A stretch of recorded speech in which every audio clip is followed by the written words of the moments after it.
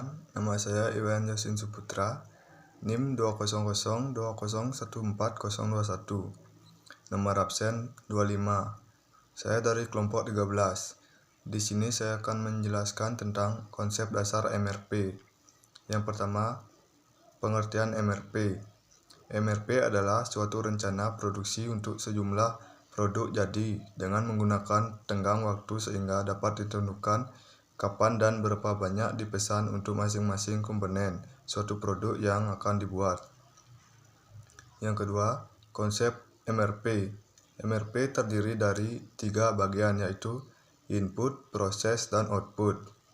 Input terdiri dari jadwal induk produksi, struktur produk, dan file catatan persediaan. Proses berisi informasi untuk menentukan kebutuhan bersih pada setiap periode waktu yang telah ditentukan. Output berisi rencana jadwal pemesanan, realisasi pemesanan, perubahan, laporan pengendalian, laporan perencanaan, dan laporan transaksi persediaan. Tujuan MRP. Tujuan MRP adalah minimalkan persediaan, mengurangi risiko karena keterlambatan produksi atau pengiriman, komitmen yang realistis, meningkatkan efisiensi. Berikutnya, elemen MRP. Elemen MRP meliputi yang pertama, penjadwalan induk, bertujuan untuk menentukan output fungsi operasi.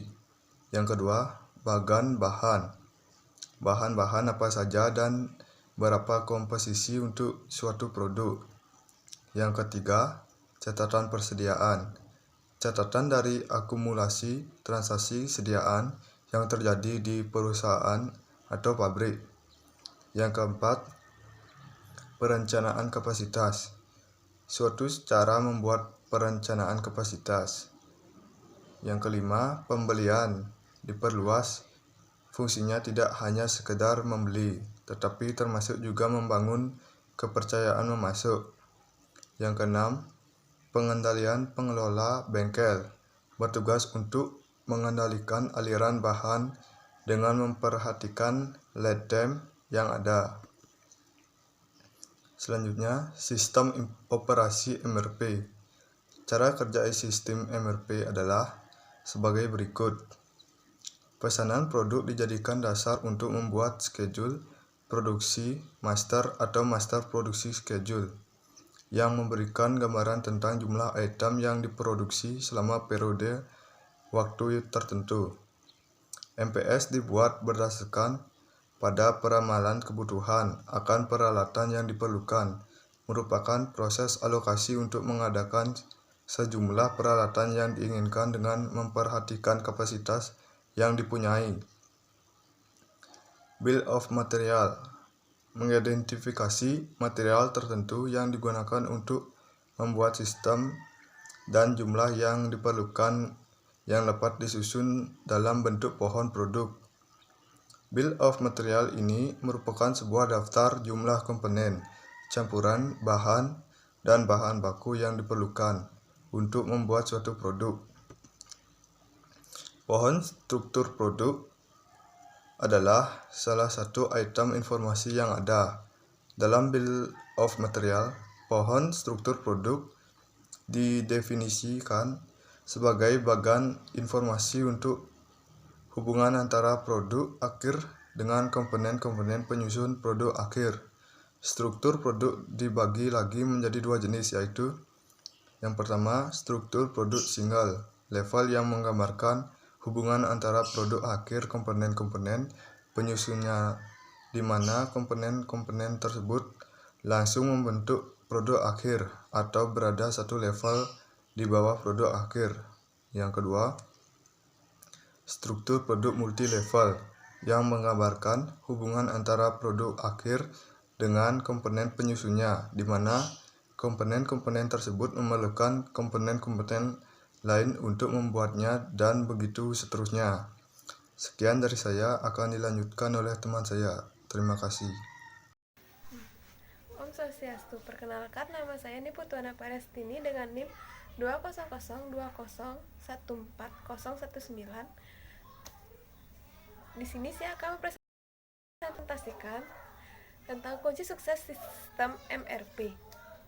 Kunci sukses sistem MRP ialah salah satu kunci sukses sebuah perusahaan dalam menghadapi persaingan global adalah dengan cara beroperasional perusahaan dengan lebih efektif dan efisien. Persaingan yang sehat akan mendorong perusahaan meningkatkan kemampuannya dengan membuat suatu perencanaan bisnis yang baik untuk masa yang akan datang. Tujuan penelitian adalah untuk menerapkan aplikasi MRP di dalam manajemen produksi komponen alat berat di CV Primakarya dengan harapan dapat menghitung jumlah kebutuhan bahan baku sehingga sesuai dengan kebutuhan produksi komponen alat berat, mengurangi hambatan proses produksi dengan mencegah keterlambatan pengiriman produk kepada pelanggan sehingga tercapai alur pengiriman yang baik dan meningkatkan efisiensi biaya operasional perusahaan sehingga tidak terjadi persediaan yang berlebihan dan kurang. Langkah pertama yang dapat dilakukan dalam menerapkan aplikasi MRP adalah dengan mengetahui data permintaan barang dan melakukan peramalan permintaan. Sebagai acuan, membuat jadwal produksi induk, mengetahui tingkat persediaan barang, merinci daftar struktur produk dashboard DCG Caterpillar dengan BOM atau Bill of Material, lead time, dan setelah data yang diperlukan tersedia, selanjutnya adalah melakukan perhitungan dengan program komputer MRP, lalu akan dihasilkan rincian kebutuhan.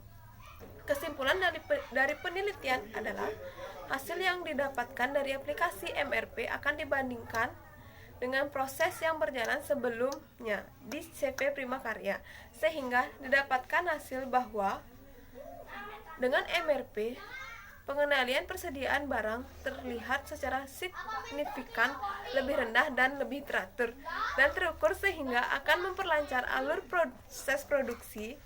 Karena tujuan akhir dari MRP adalah untuk mendapatkan material yang dibutuhkan pada tempat dan waktu yang tepat. Semua hal tersebut dilakukan untuk meningkatkan pelayanan dan pelanggan karena tercipta alur pengiriman yang baik dan mengurangi jumlah persediaan barang.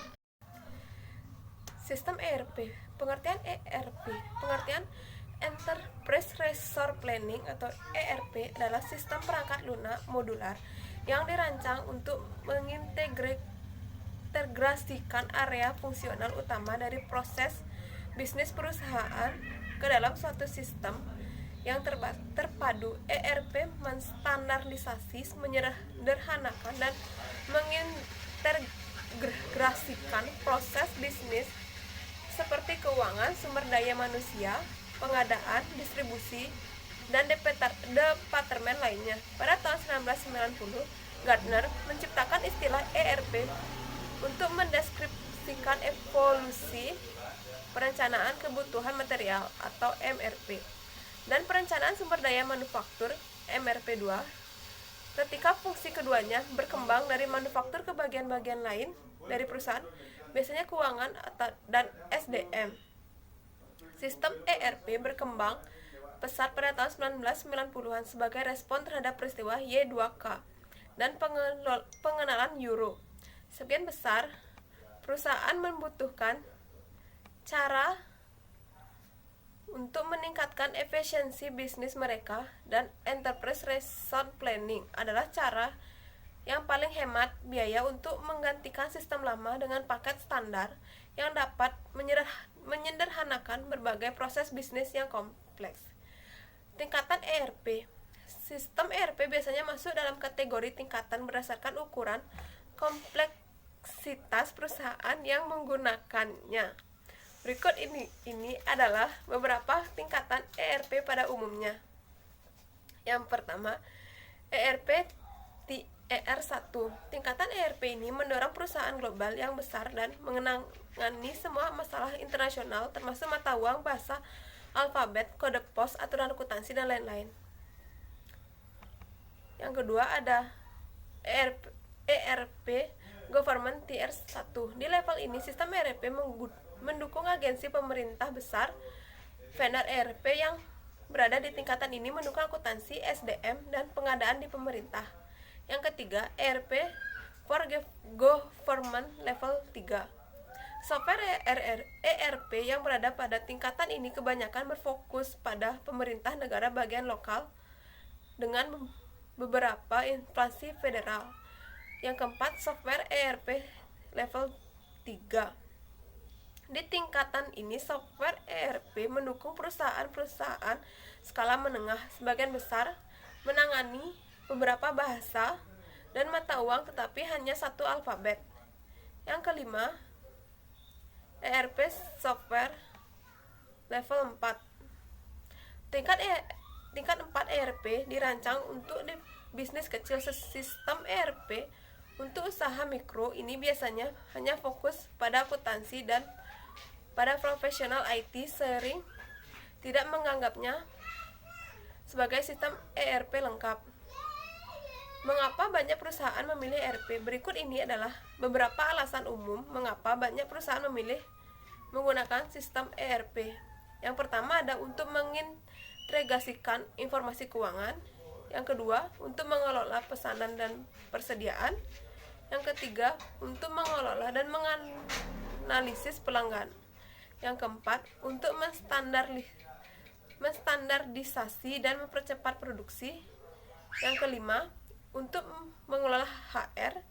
Yang keenam, untuk menangani pengadaan. Yang ketujuh, untuk membuat berbagai laporan. Implementasi ERP. Saat ini ada 3 jenis pengembangan ERP yang diimplementasikan oleh banyak perusahaan, yaitu on-premise ERP, yang kedua cloud ERP, yang ketiga hybrid ERP. Sekian presentasi dari saya tutup dengan Paramasanti. Om Santi Santi Santi Om.